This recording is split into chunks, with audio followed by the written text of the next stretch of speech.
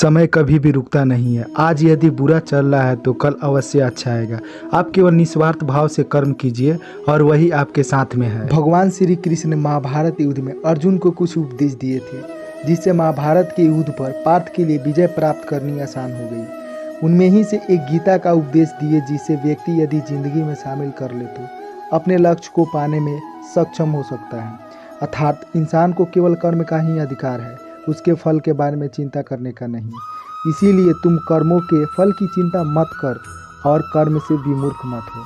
हम कोई काम करने से पहले उसके फल के बारे में सोचते रहते हैं और फिर काम करते हुए भी नतीजे के बारे में सोचते रहते हैं।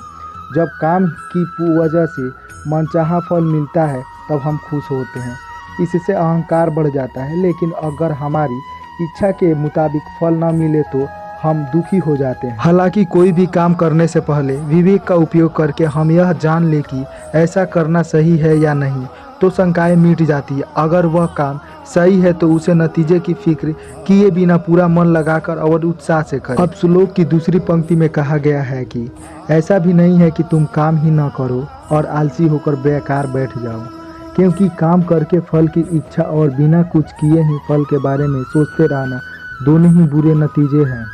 इसीलिए फल की इच्छा के बिना काम करते रहो, क्योंकि इससे ही सुख दुख के बंधन से मुक्ति मिलेगी।